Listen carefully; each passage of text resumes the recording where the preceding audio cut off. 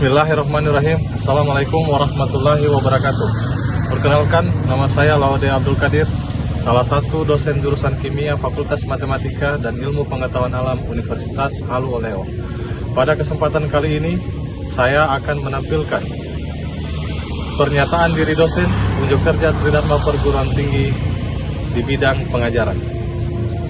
Di jurusan Kimia, ini Fakultas Matematika dan Ilmu Pengetahuan Alam Universitas Halu Oleo, saya mengembang berbagai macam mata kuliah. Salah satu diantaranya adalah mata kuliah dasar-dasar reaksi anorganik. Mata kuliah ini memiliki kode FCA 64036 dengan bobot 3 SKS. Mata kuliah ini ditawarkan pada semester 4 atau tahun kedua tingkat mahasiswa. Mata kuliah ini membebankan capaian pembelajaran prodi. Ada 5 CPL. Yang pertama CPL sikap, yang kedua CPL pengetahuan, yang ketiga aspek keterampilan umum, yang keempat keterampilan umum, dan yang kelima keterampilan khusus. Capaian pembelajaran mata kuliah dasar-dasar reaksi anorganik terdiri atas 4 CPMK. Yang pertama yaitu mahasiswa kami mampu memahami prinsip dasar reaksi kimia secara umum. Yang kedua, mampu memahami spontanitas reaksi dan prinsip entropi reaksi-reaksi anorganik. Yang ketiga, mahasiswa mampu menganalisis prinsip dasar-dasar reaksi anorganik. Dan yang keempat, mahasiswa kimia mampu menganalisis aplikasi reaksi dasar-dasar reaksi anorganik dalam sistem protik maupun sistem poliprotik. CPMK itu kami turunkan kembali ke 12 sub CPMK. 12 sub CPMK tersebut, yang pertama, mampu memahami energi dan hubungan antara energi entalpi, energi internal, dan energi ikatan, mampu memahami spontanitas reaksi kimia dan prinsip entropi. Yang ketiga, mampu memahami konsep kinetika reaksi, pengertian potensial sel, dan konsep redoks. Yang keempat, mahasiswa mampu mendiskusikan berbagai jenis ikatan kimia dan karakteristik ikatan kimia itu sendiri. Sub CPMK yang kelima, mampu menjelaskan prinsip kekuatan ikatan kimia, pengertian muatan bilangan dalam suatu senyawa, dan kekuatan ikatan ionik. Kemudian mampu menjelaskan kekuatan ikatan kovalen dan kekuatan ikatan koordinasi. Mampu menggambarkan kekuatan ikatan logam dan kekuatan ikatan nitrogen. Mampu menjelaskan kelarutan senyawa dan peran air sebagai pelarut. Mampu mengetahui pengaruh hidrasi dan energi kisi terhadap kelarutan pelarut non air. Kemudian mahasiswa juga mampu menjelaskan konsep asam basa Arrhenius dan asam Bronsted-Lowry berdasarkan kesetimbangan transfer proton dalam air dan kekuatan asam aqua. Dan yang terakhir adalah mahasiswa mampu menelaah prinsip-prinsip reaksi kimia anorganik. Mata kuliah dasar-dasar reaksi anorganik ini memiliki 4 bahan kajian utama. Yang pertama adalah prinsip reaksi kimia yang meliputi energi, hubungan antara energi entalpi, energi internal, dan energi ikatan. Kemudian spontanitas reaksi kimia, prinsip entropi, kinetika reaksi, potensial sel, dan elektron. Bahan kajian yang kedua adalah ikatan kimia yang meliputi definisi ikatan kimia, jenis ikatan kimia karakteristik, serta konsep asam basis. Bahan kajian yang ketiga dari mata kuliah dasar-dasar reaksi anorganik ini adalah reaksi-reaksi anorganik dalam medium air dan non-air yang meliputi kelarutannya, peranan air sebagai pelarut, pelarut non-air, pengaruh energi hidrasi dan energi kisi terhadap kelarutan. Sedangkan bahan kajian mata kuliah dasar-dasar reaksi anorganik yang terakhir adalah reaksi asam basa, yang meliputi sejarah lahirnya konsep asam basa Arrhenius, konsep asam basa Townsend Lowry, dan yang terakhir konsep asam basa Lewis. Dasar-dasar reaksi anorganik ini kami laksanakan secara luring dan secara daring. Secara daring, mahasiswa diwajibkan untuk melakukan presensi di SPADA UHO. Sedangkan secara luring, proses pembelajaran dilakukan dengan metode kuliah, metode diskusi, case method, dan tugas yang terstruktur. Kriteria evaluasi dari mata kuliah dasar-dasar reaksi anorganik ini terdiri atas bobot UTS sebesar 15%, kemudian ujian akhir semester atau UAS 20%, tugas 10%, kuis 5%, dan partisipasi 50%. Baiklah, selanjutnya kami akan menyampaikan video pembelajaran mata kuliah dasar-dasar reaksi anorganik yang kami laksanakan secara offline dalam kelas. Selamat menyaksikan.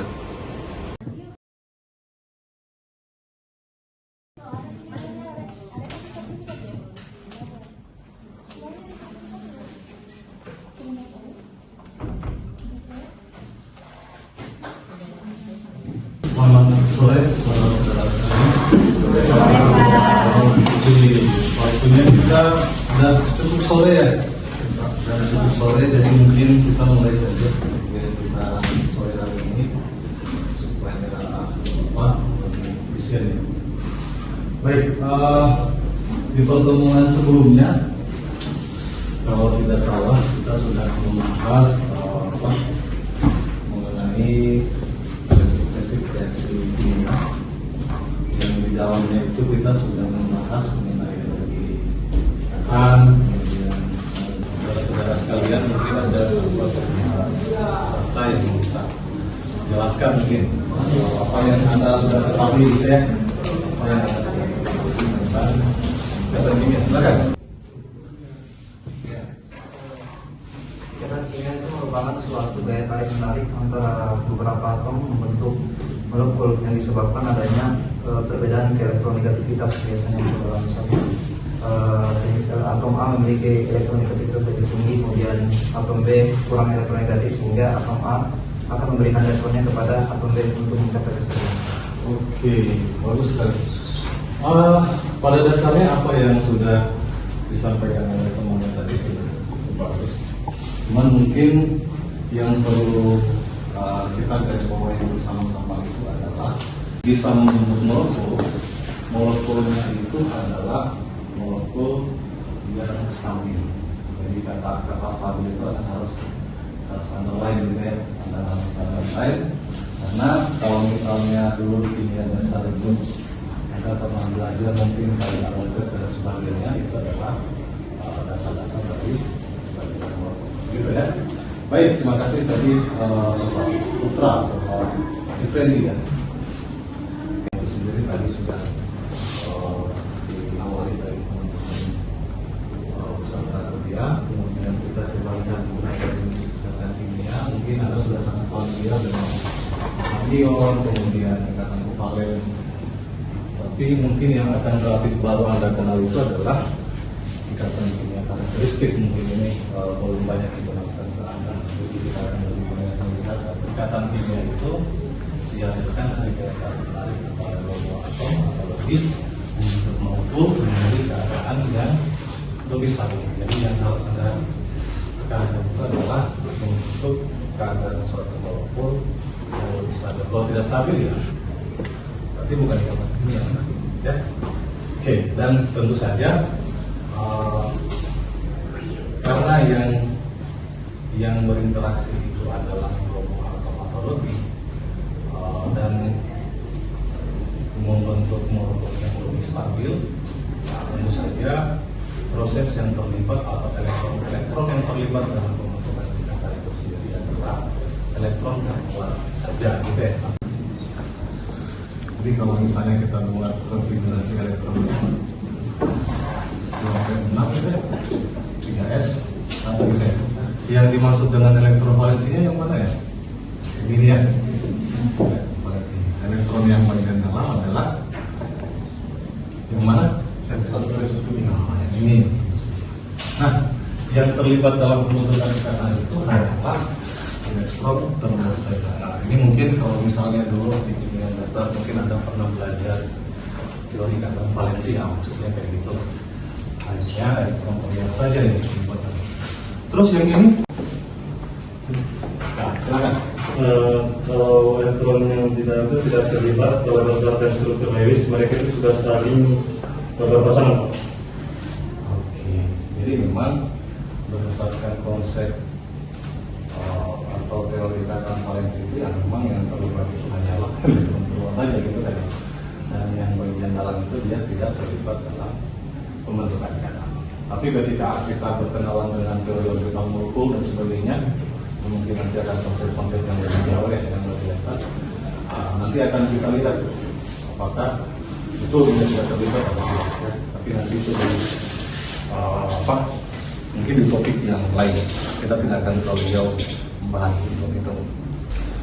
Di sini saya sudah tuliskan kalau misalnya dia berdasarkan kepolaran itu ada yang polar, mungkin ada siapa. Kalau berdasarkan banyak indikatornya ya ada yang tunggal, ada yang angka 2, ada yang angka 3, dan ada lagi yang kombinasi. Karena di situ ada narasi muatan yang berbeda, umumnya dalam sistem Lewis itu perbedaan muatan yang tinggi itu dihasilkan dari interaksi antara sebuah dan monomer.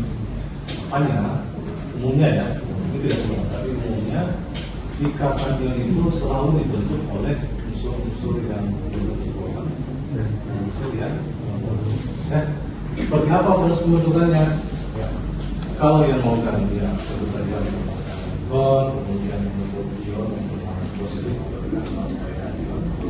Kalau yang memegang, ya menerima elektron dan membentuk ion yang luar. Nanti kan si Mg-nya itu dia sebagai ionnya dan si Mg itu dia keluar itu sebagai ya. Nah, kalau tadi kita sepintas menyimak penjelasan dari si Freddy bahwa ikatan kimia itu dia dibentuk oleh penggunaan pasangan elektron itu tadi dari ke kanan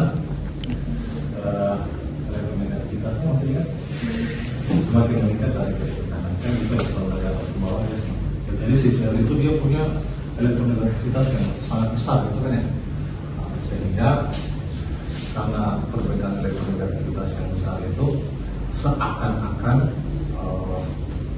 pasangan elektron ikatan Mg sel itu diambil semua oleh si sel, sehingga dia membentuk ion yang bermuatan parsial positif untuk Mg dan jika itu dia bermuatan parsial negatif. Makanya perbedaan elektronegativitas yang sangat besar tidak ada monopol. Nah, karena tidak ada monopol, artinya kan tidak ada salah satu spesies yang memiliki selisih perbedaan ketimpangan elektronegativitas gitu ya, sehingga ionisasi tidak terjadi. Karena memang pengguna bersama saja umumnya itu dia terjadi antara logam dengan kan. Oke. Sampai sini ada yang bertanya dulu, silakan kalau ada yang mau ditanyakan. Kalau kita lanjut. Kita lanjutkan. Oke. Ini beberapa contoh untuk Anda lihat yang mengimbangkan pasangan elektron di SO3 itu siapa? Apa? Oh ya. Elektronnya gitu ya. Kemudian saling stabilkan. Kalau di kanan kemarin koordinasi itu hanya dari salah satu spesies saja yang mengembangkan, bukan elektron tapi pasangan elektron, ya. Karena kan kalau tadi itu masing-masing digunakan berarti kan satu jenis pasang ya. Jadi ikatan logam itu dihasilkan karena perbedaan muatan positif dari si logam dan pergerakan elektron. Jadi logam gitu. Jadi dalam logam itu ada elektron yang cukup banyak gitu ya. Kemudian mereka bergerak bebas, pergerakan elektron itu yang dihasilkan dari logam itu dia bisa ditempa gitu. Makanya di sini mungkin kita lihat ada paus jenis palu gitu ya. Jadi dia bisa ditempa itu karena ya bisa mengalir. Kenapa bisa mengalir ya? Karena rapatnya elektron, perempatan elektron yang cukup tinggi, kemudian elektron itu dia bisa bergerak bebas. Anda diskusikan dengan teman-temannya, nanti setelah itu Anda presentasikan. Yang presentasinya nggak usah sampai di sini ya.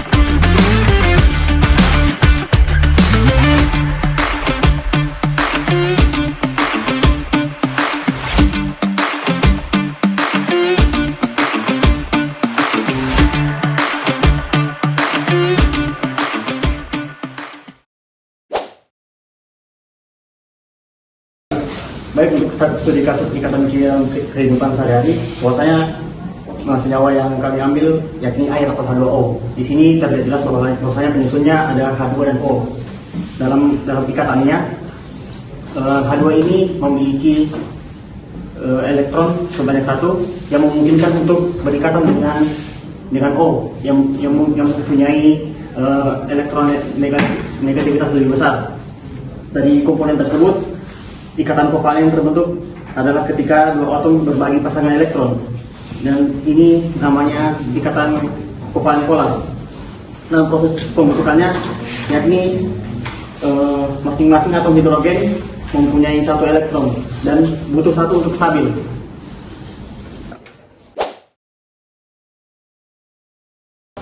Untuk studi kasus yang kami ambil itu dari senyawa natrium klorida atau NaCl, di mana di sini ada dua atom, yaitu atom natrium dan atom klorida.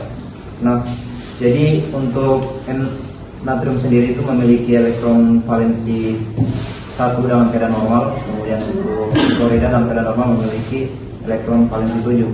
Nah, di sini untuk proses pembentukan ikatan kimia nanti itu atom klorida itu memiliki elektron negativitas sangat tinggi akan memberikan gaya yang sangat kuat terhadap natrium karena dia lebih elektronegatif, yang nantinya menyebabkan natrium akan saling berikatan dengan atom klorida.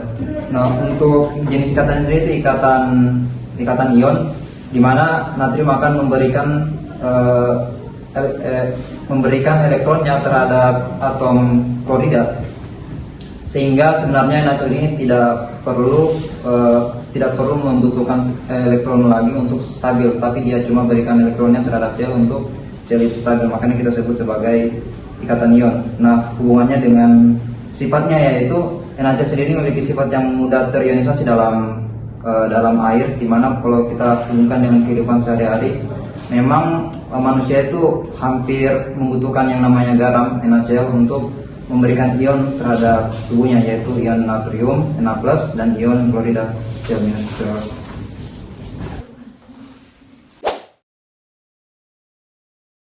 Jadi studi kasus untuk ikatan kimia dalam kehidupan, di sini yang kami pilih itu oksigen. Nah, oksigen ini kan dia akan memiliki nomor atom 8. untuk konfigurasi elektronnya itu dia 1s2, 2s2 dan 2p4. Jadi dia itu membutuhkan 2 elektron lagi untuk mencapai kestabilan. Nah, di sini terbentuknya O2. O2 itu kan dia berikatan secara rangkap. Jadi ikatan yang terbentuk itu ikatan kovalen rangkap 2. Ya. Baik, pada studi kasus kimia dalam kehidupan kelompok kami memilih H2O yang dimana elektron valensi H2O ada berjumlah 8, yang dimana oksigen memiliki 6 elektron valensi sedangkan setiap atom hidrogen memiliki 1 elektron. Pada proses pembentukan ikatan H2O terjadi melalui ikatan kovalen atom oksigen dan 2 atom hidrogen, yang dimana atom oksigen memiliki 6 elektron valensi yang memerlukan 2 elektron lagi untuk mencapai kestabilan.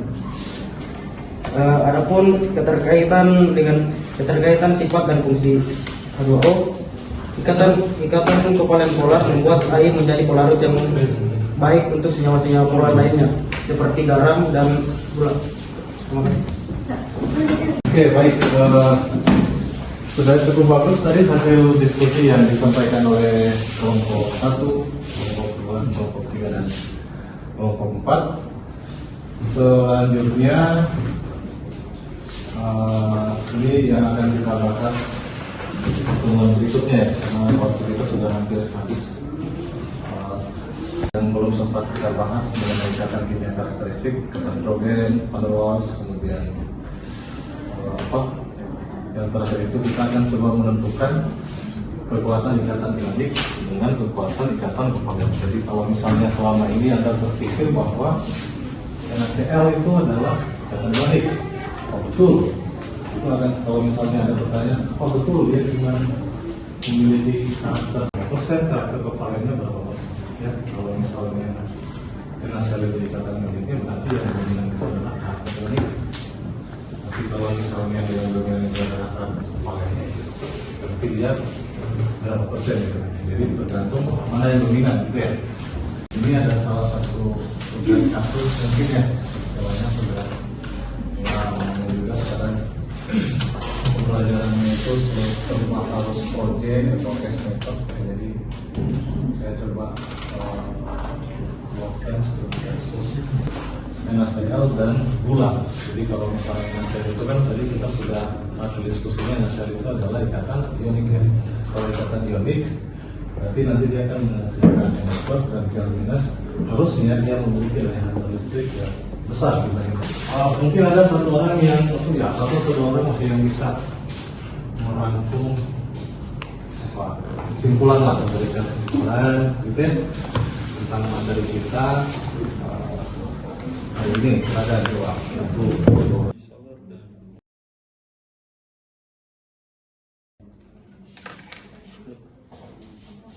Adapun kesimpulan yang bisa saya rangkai atau yang bisa saya rincikan pada mata kuliah hari ini itu kita mempelajari tentang ikatan kimia, di mana ikatan kimia itu merupakan ikatan yang terbentuk karena adanya gaya tarik menarik antar 2 atom yang membentuk molekul yang stabil. Kemudian ikatan kimia sendiri terbagi menjadi 3 jenis seperti yang dijelaskan tadi, bahwa ikatan kimia terbagi menjadi ikatan ionik, ikatan kovalen, dan juga ikatan logam. Untuk ikatan ionik sendiri merupakan ikatan yang terbentuk karena adanya interaksi antara 2 ion dengan muatan yang berbeda. Kemudian untuk ikatan kovalen merupakan ikatan yang terbentuk karena adanya pemakaian elektron secara bersama. Adapun ikatan kovalen merupakan ikatan yang adapun ikatan kovalen itu bisa dibagi menjadi 4 jenis. Ada ikatan kovalen tunggal, ada ikatan kovalen rangkap 2, ada ikatan kovalen rangkap 3, dan ada ikatan kovalen koordinasi. Kemudian ada ikatan logam yang merupakan ikatan yang terbentuk antara ikatan logam merupakan ikatan yang terbentuk karena adanya interaksi dari kedua logam yang memiliki muatan yang berbeda. Kemudian untuk contoh ikatan ionik sendiri, contoh senyawanya adalah NaCl. Kemudian untuk ikatan kovalen tunggal, contoh senyawanya seperti metana, dan untuk ikatan logam, contoh senyawanya seperti ZnO, seperti yang kami simpulkan. Baik, terima kasih. Pertemuan kita sore ini cukup sampai di sini dulu. Nanti kita coba lanjutkan pertemuan kita di depan. Baik, terima kasih atas perhatian saudara-saudara sekalian. Assalamualaikum warahmatullahi wabarakatuh.